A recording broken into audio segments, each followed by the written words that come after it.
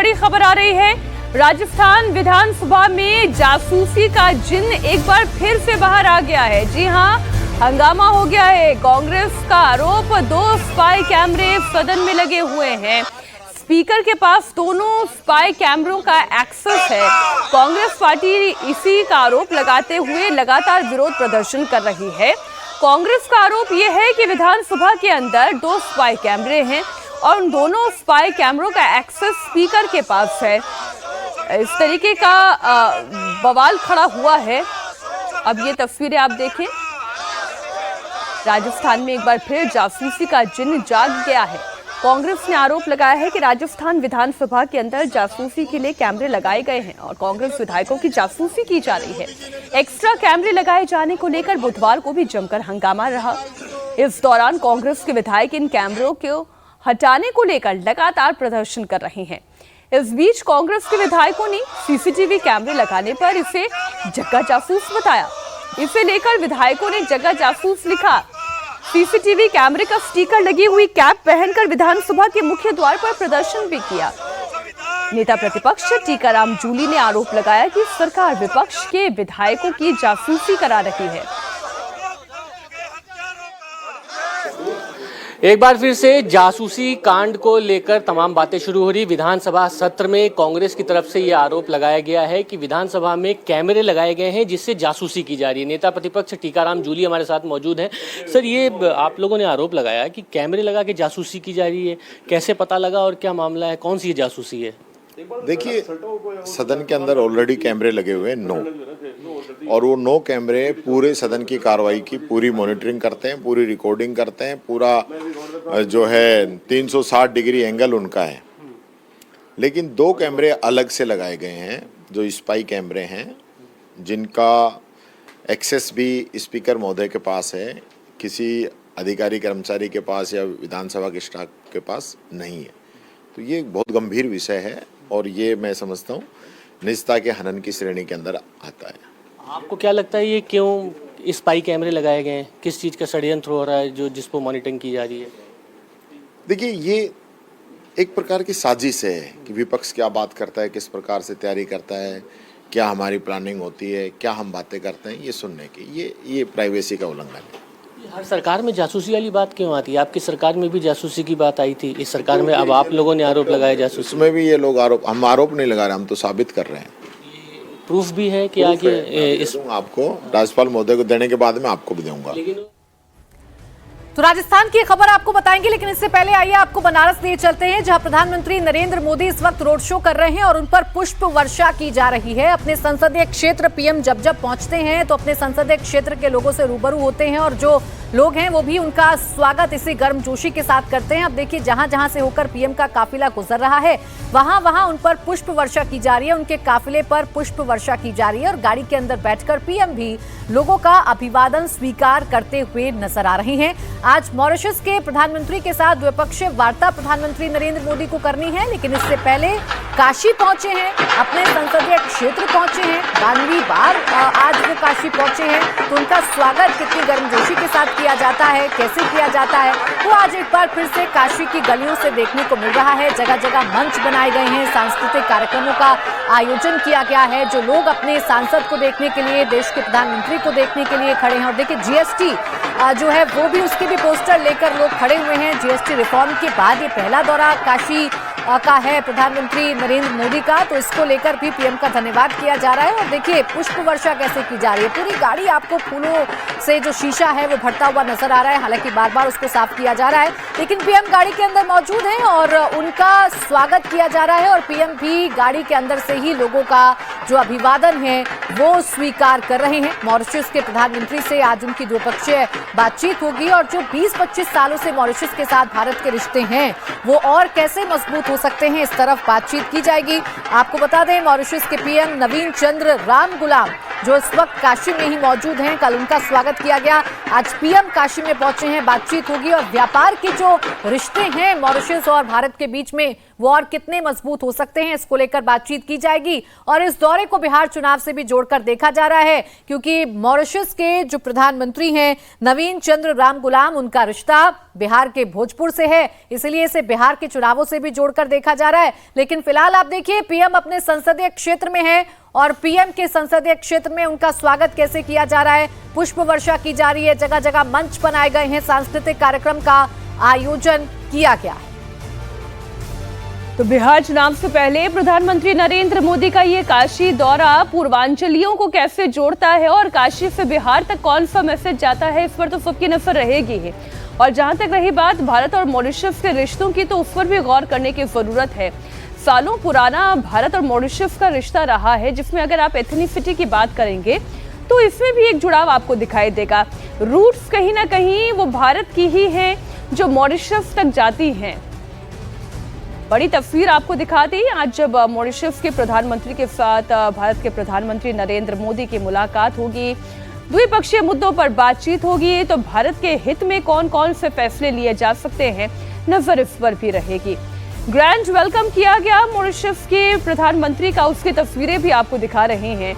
अब से थोड़ी देर में मोदी से मुलाकात की तस्वीरें भी आपके सामने होगी। काशी इस वक्त सज धज के तैयार है और 3 दिन का ये दौरा रहने वाला है मॉरिशस के प्रधानमंत्री का काशी में। अभी हम आपको जानकारी दे रहे थे इसी कवरेज के दौरान कि मॉरिशस के जो प्रधानमंत्री हैं उनके पिता अक्सर भारत आया करते थे और उनका वाराणसी लंबा प्रवास भी रहा करता था और विश्वनाथ बाबा के भक्त थे।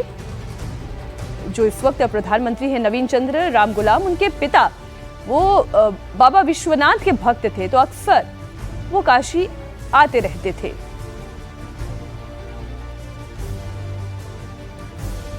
आज के पूरे कार्यक्रम की रूपरेखा आपको बता दें।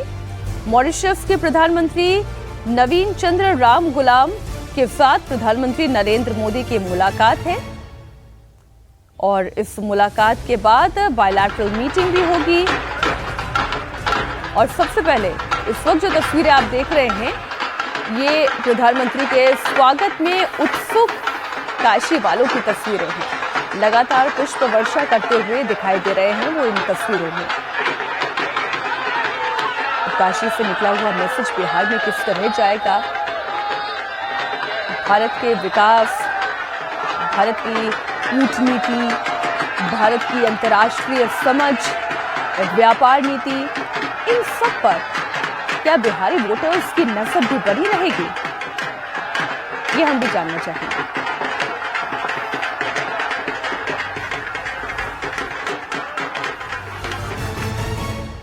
और उस वक्त बड़ी खबर संभल से, जहां एसपी सांसद जियाउर रहमान बर्क के घर से खास तस्वीर सामने आई है। बाबा बुलडोजर के खौफ से सांसद ने खुद ही अपना घर तुड़वा दिया। संभल से इस वक्त की बड़ी खबर है, एसपी सांसद बर्क ने अपने घर पर खुद ही हथौड़ा चलवा दिया। मकान का अवैध हिस्सा सांसद ने खुद ही तुड़वा दिया। प्रशासन की तरफ से अवैध निर्माण हटाने का अल्टीमेटम दिया गया था, जिसके बाद बर्क ने मियाद खत्म होने से 1 दिन पहले अपने घर का अवैध निर्माण हटवा दिया है। तस्वीरें संभल के दीपा सराय की हैं, जहां समाजवादी पार्टी के सांसद जियाउर रहमान बर्क का घर है। संभल में हिंसा के बाद पुलिस प्रशासन लगातार एक्शन में है। पिछले साल नवंबर में इसी मकान का एक हिस्सा बुलडोजर से हटाया गया था। पिछले महीने बर्क को एसडीएम ने नोटिस जारी किया था। बर्क के मकान के आगे करीब 14 मीटर का हिस्सा अवैध था, जिसे हटाने को कहा गया था। 12 सितंबर यानी कल नोटिस की मियाद खत्म हो रही है। इससे पहले 10 सितंबर को ही सांसद ने अवैध हिस्सा गिरवा दिया, क्योंकि तय था कि अगर वो नहीं हटाते हैं तो बुलडोजर आएगा और एक्शन लेगा। लिहाजा बर्क ने खुद ही हथौड़ा चलाना ज्यादा मुनासिब समझा। अब आपको बताते हैं कि अवैध निर्माण का ये पूरा मामला आखिरकार है क्या। बर्क ने खुद ही अपने मकान का अवैध निर्माण तुड़वाया। 12 सितंबर तक का समय उनके पास था। संभल के एसडीएम ने उन्हें नोटिस दिया था, जिसके बाद बर्क ने खुद अवैध हिस्सा तुड़वा दिया। संभल के दीपा सराय में उनका मकान है। पिछले महीने उन्हें 1,35,000 का जुर्माना भी देना पड़ा था। एसपी सांसद के घर के बाहर का हिस्सा अवैध था। 12 अगस्त को उन्हें नोटिस दिया गया था, जिसके बाद 13 अगस्त को उन्होंने जुर्माने की राशि जमा करवाई थी। और अब जो अवैध हिस्सा है वो खुद ही एसपी सांसद ने हथौड़े से तुड़वा दिया है, खुद ही गिरा दिया है, क्योंकि इससे पहले उनके एक अवैध हिस्से पर बुलडोजर एक्शन हो चुका है। और जानते हैं जियाउर रहमान बर्क के अगर नोटिस आ गया है, नोटिस के मियाद खत्म होने से पहले अपने अवैध हिस्से को नहीं तोड़ा गया तो बुलडोजर आएगा। और बुलडोजर अगर आएगा तो उसके बड़े राजनीतिक मायने भी होते हैं। और आइए अब आपको काशी से नई तस्वीरें दिखा देते हैं। प्रधानमंत्री नरेंद्र मोदी और मॉरिशस के प्रधानमंत्री नवीन चंद्र रामगुलाम के बीच की मुलाकात की ये ताज़ा तस्वीर इस वक्त आपके सामने है।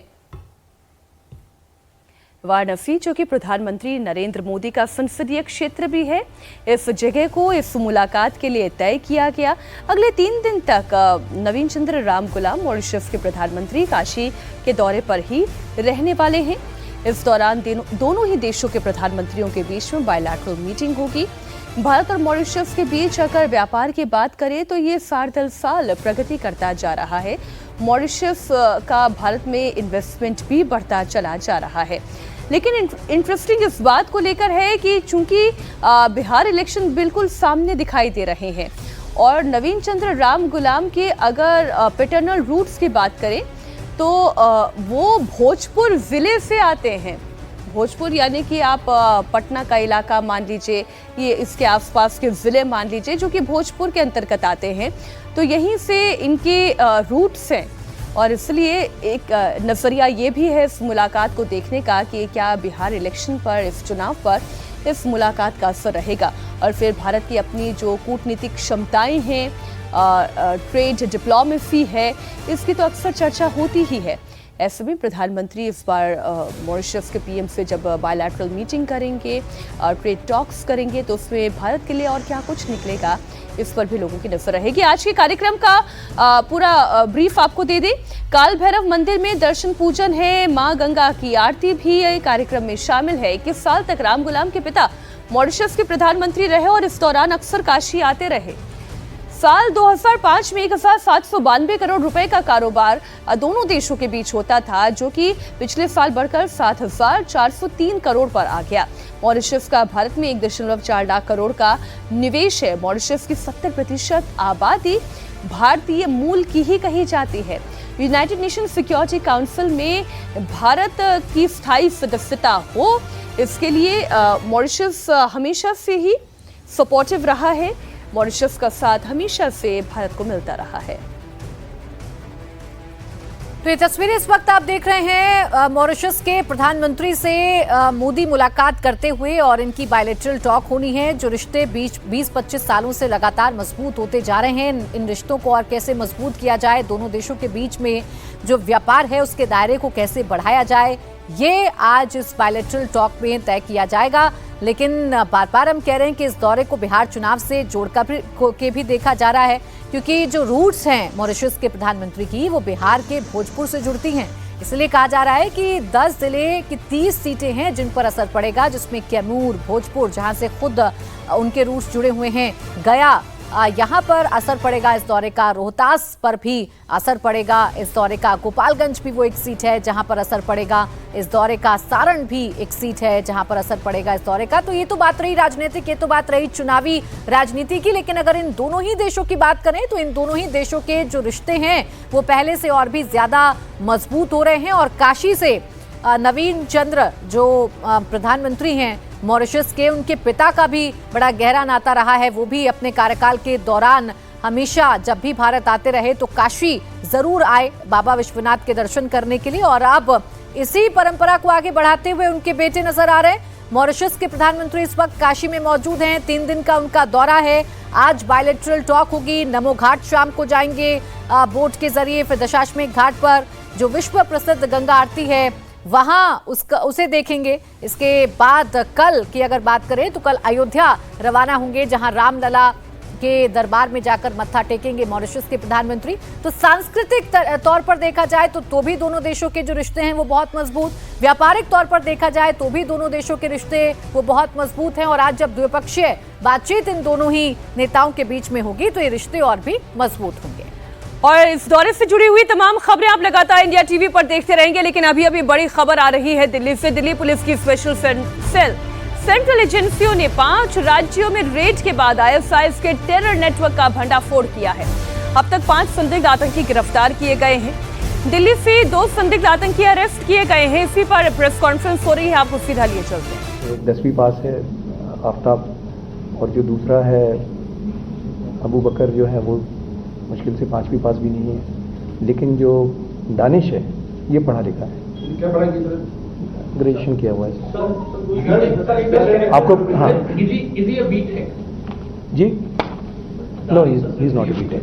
सर पहले भी ऐसे मॉडल बस किए, तो ये कोई पुराने मॉडल तो ये पार्ट है, other people who could be involved in this who might be different part of. नहीं, ये जो है, ये फिर से मैं रिपीट कर रहा हूँ कि ये पिछले मॉड्यूल से इसका कनेक्शन नहीं है। आप इसे जो पिछला जो झारखंड का मॉड्यूल था उससे इसका कोई कनेक्शन नहीं है। वो मॉड्यूल बड़ा स्पेसिफिक था जिसमें कि अब्दुल रहमान कटकी जो कि पहले ऑलरेडी कन्विक्ट है और सेल के ही एक केस में कन्विक्ट है, AQIS का एक केस था 2016 का, उसमें उसको सज़ा हुई है और ये वो सज़ा काट रहा था वहाँ से, उससे कनेक्टेड लोगों का मॉड्यूल था। ये बिल्कुल फ्रेश मॉड्यूल है। और भी कुछ स्टेट IAS के साथ में क्या कोई लिंक निकल करके आया था इनका?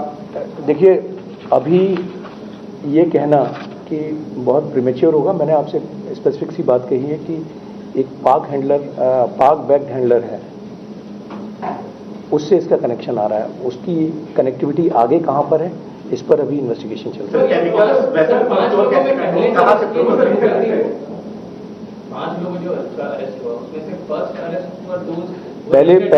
पहली दो अरेस्ट दिल्ली से की गई थी और चूंकि दिल्ली से अरेस्ट हुई तो उसके बाद में उसका मुकदमा दर्ज किया गया।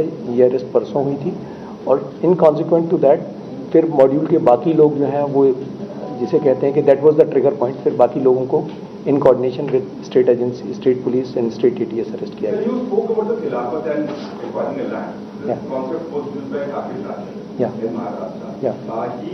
managed to get a place वहाँ पे केवल महाराष्ट्र से था। What was the thought process in them that they have to get people from different portions of the country, like they used to carry out in 5 states. So how were they planning to make a plan like for Khilafat? Good that you mentioned Saqib Nachin and this concept of Khilafat. Exactly, the concept of Khilafat starts from the fact that one can go for so-called zihar only when there is a land acquired and it has been declared a khilafat. Once khilafat is established, it so-called gives them